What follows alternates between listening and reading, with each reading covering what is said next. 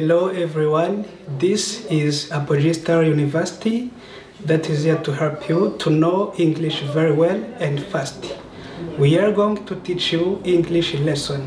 You are going to know how we can use some words in English and you are going to get benefits. As I said, you are going to get the benefits from on Apogee University. Muraho neza mwese nibyo navugaga. Iyi ni Apogee University kandi tugarutse hano kukwigisha Icyongereza mu by'ukuri mu buryo bwiza, amwe mu magambo y'Icyongereza akoreshwa kandi mu by'ukuri ashobora kuba yagufasha mu buzima bwawe kandi ukaba mu by'ukuri wagira inyungu kubera this English language, kubera iki Cyongereza. Let's get started our lesson. Let's kick off. English. When we say English, we indicate that we are going to start our lesson. Tuba tugaragaza ko mu by'ukuri tugiye gutangira isomo ryacu. Keywords in English. Keywords in English or keywords in English ni amagambo y'ingenzi mu Cyongereza. Tugiye rero kureba amagambo y'ingenzi mu Cyongereza about this lesson. Unfortunate. Unfortunate ni umuntu w'indushyi, ni umuntu wabuze epfo na ruguru. Tubyita mu Cyongereza unfortunate. Unfortunate without luck. Ni umuntu mu by'ukuri utagira amahirwe cyangwa se umuntu w'indushyi udafite epfo na ruguru. Umuntu w'indushyi rwose tumwita unfortunate in English. We have some examples in sentences to show you how we can use this word. The first sentence, this woman is unfortunate. Uyu mugore ni indushyi cyangwa se uyu mugore ntafite epfo na ruguru, no mukene, is poor. This woman is unfortunate. Uyu mugore ni indushyi. That boy is unfortunate in his life. That boy is unfortunate in his life. Uriya muhungu, mu by'ukuri uriya mwana w'umuhungu cyangwa se umusore w'umuhungu ni indushyi mu buzima bwe. That boy is unfortunate in his life. Mu by'ukuri imibereho ye ntago imeze neza, wenda arababaje. Ushobora rero kuba wavuga uti that boy is unfortunate. Uriya mwana ni indushyi. I am not unfortunate because of my parents. Ntago ndi indushyi kubera ko mu by'ukuri ababyeyi banje wenda se baranteganyirije cyangwa se ababyeyi banje bubatse ejo hanjye heza. Kigero ushobora kuba wavuga uti my dear friends, I'm not unfortunate because of my parents. Ntago ndi indushyi kubera ababyeyi banje cyangwa se ku mpamvu z'ababyeyi banje. Unfortunate. Twari turi kuri unfortunate, noneho reka turebe another word.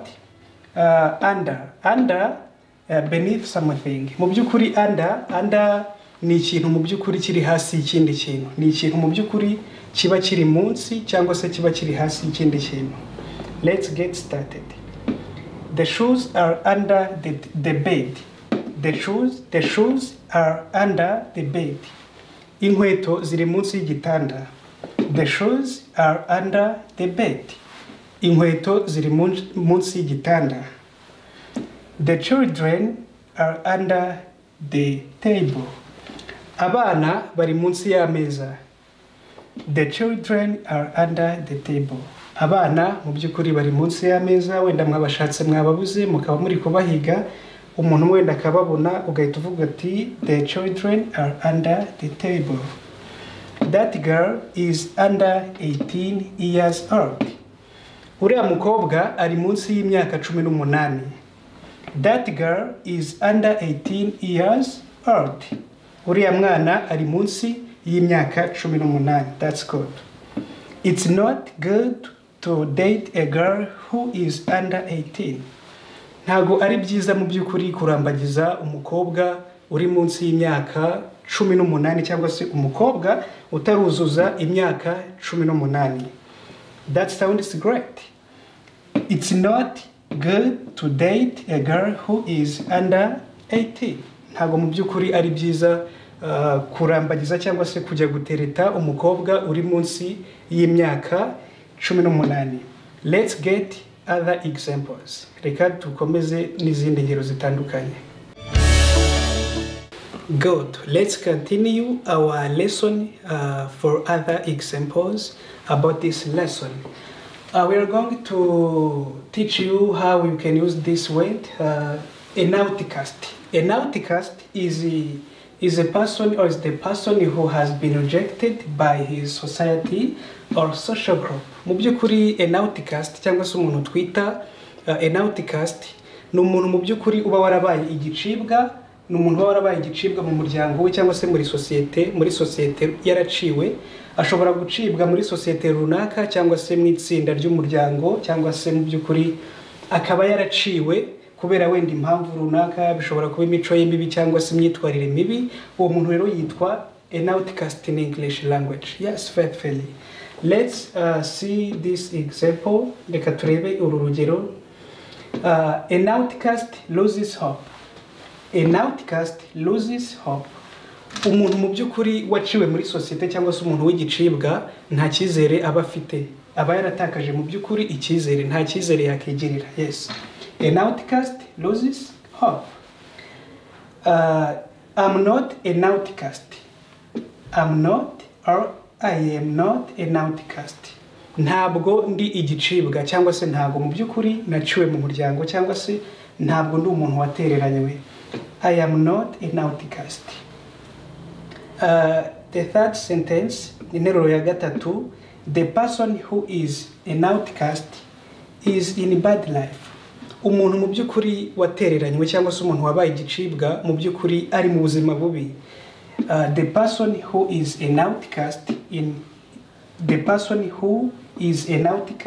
is in bad life. Mu by'ukuri umuntu watereranywe afite ubuzima bubi muri sosiyete cyangwa se aho abaye hose.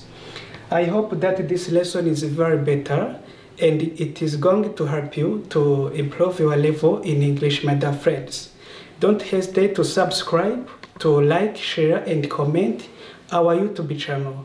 It will support us to become famous in this world and be blessed from this channel, that is Apogee Star University. Bye bye. See you for the next lesson.